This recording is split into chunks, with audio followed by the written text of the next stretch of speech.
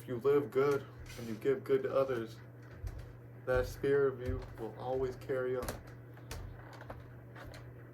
As if you live great, have kids, have grandkids, your great grandparent, great to everyone around. Your grandkids will tell you way after you're dead. Now live on earth for a long, long time. You never know how long that will get.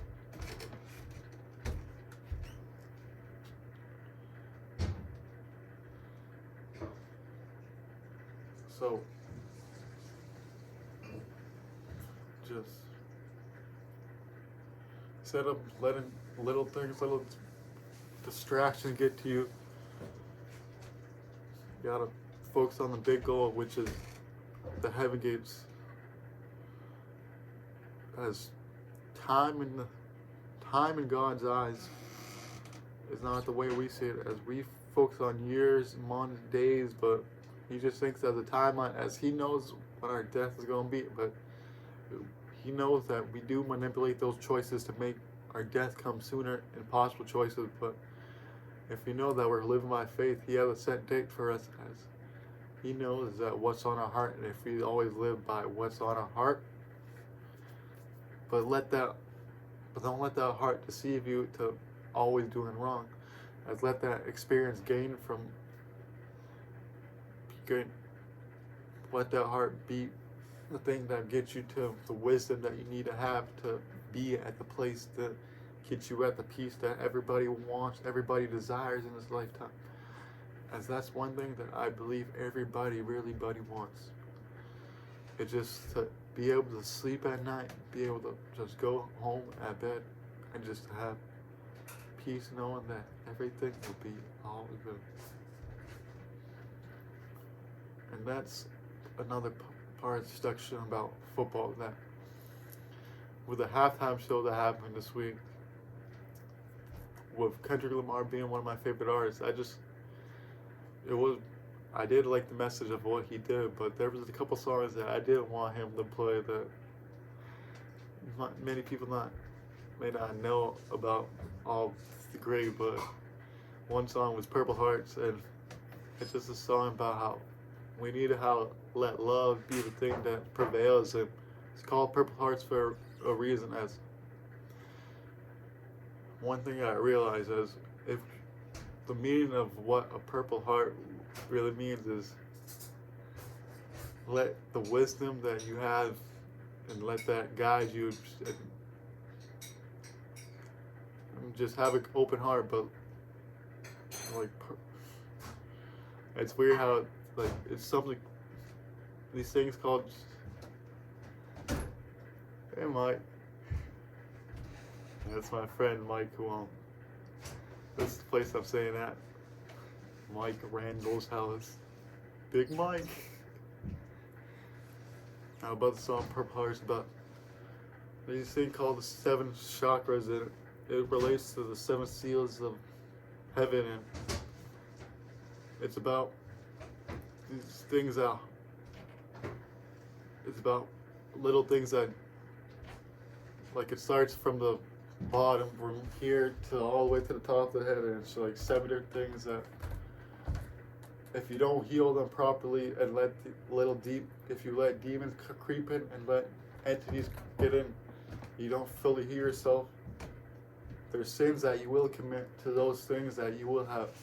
So if you have a purple heart, which is connected to the top one, which is having wisdom all the way, then if you have a heart that leads you to the wisdom that God wants you to have, then you will be living in truth and having the love surround you and having the peace that you need to have. But it's hard when these things deceive us, and that's one thing about the halftime show, that these things are things like football, these things like Super Bowl, these things that this capitalistic things want us to have and want us to believe in, when it's leading us to idolization, when the only person that we should ever idolize is Christ. There's things that, yeah, you could watch a game and be interested and have people that you like but don't. Just pray and just let you be you. And there's people that, yeah, that you might be happy to see, but one thing I realized, if you feel good about something in a certain way, and about like someone, that's you in a sense. And what I mean by that is who you're really supposed to be. As like, but there's a difference between real happiness and genuine smile and different things. You got, as if you feel like you're smiling without even like trying or doing things around you, and that's just things that, then yeah, that's who you've become in a sense.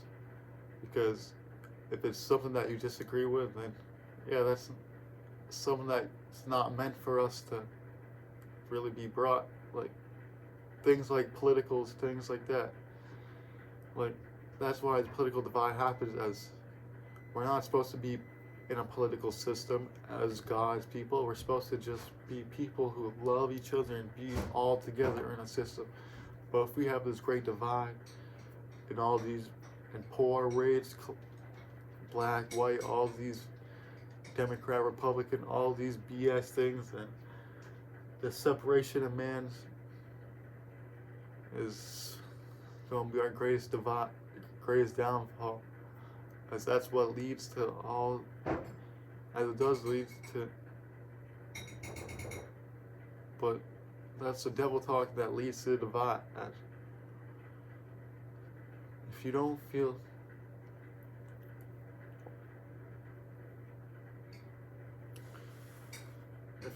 all the way comfortable, like, just the way I like to look at things is, if you look at the way the original Garden of Eden was supposed to be, you should be trying to live as close to that. Yeah, there's little things that we have to have in the modern times, like cars, things like that, yeah, are not the greatest things to have for the earth, but just try, yeah. If you do that, then God will find a way for you, as He knows that you'll be doing this close thing, and He will bring you to the true homeland at the end of the time. There will be people persecuted. There will be things in the time of God's people, and people will say they're crazy. People will say that they're going to be good, but if you stand up and die with His name on your chest, with His name coming out of your mouth, and doing the right actions, and you will not. And the world that God allows Satan to have His ruling over, as the true people are going to be flying high in the sky. And if you're going to be gone on earth, and you'll be sunken into the fire. That's where and that's relates to the other song. I didn't want I did want him to play. It was called The Prayer. It's an unreleased song, and it talks from the perspective of the art piece itself, as it talks about the Michael Jackson ABC song from the perspective of its song itself. Talk about Michael Jackson, about how he did have his problems, how his life was fucked up, and how he did have, oops, sorry about that, and how we let the art die of that song, how we allowed what was made in that moment die because of the things that he was, and how that song has died over time, and how the art of him died over time because of the things that, but it's like, if you have something that makes you happy, and that was something that he felt good making. Why not share that spirit? Why not share that energy that comes with it? But because of the judgmental nature that you have based on the things that you did in the future, you're gonna let that thing that you feel good about just go. And that's relates to the next verse of the song. It's about the MLK "I Have a Dream" speech,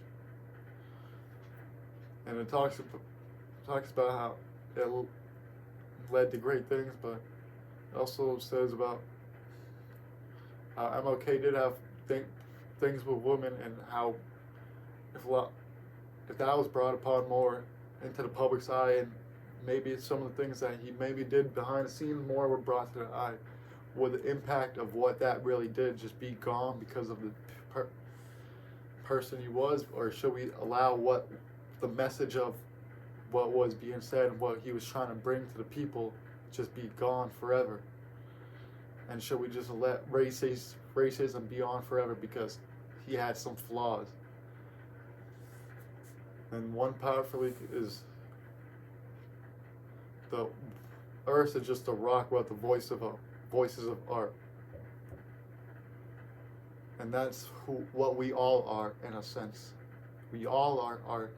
It depends on what we put our heart and soul into and what we make art out of. You can make art out of doing dishes, out of doing a dish job. You can make art out of doing laundry if you really do something. Make art out of just making a simple dish for your family. But that's where love in that sense comes from, as it's a creation of what we view, what we want to present ourselves as to the ones we love. But if you lack the art and creativity and lack that sense and get tied down to, oh, I gotta make money, I gotta do this, I gotta do that, but you lose yourself in the way, then who is really giving you what you think that you're striving for? It might be good for now, but if you keep doing wrong, there will be karma that will be attached to things that you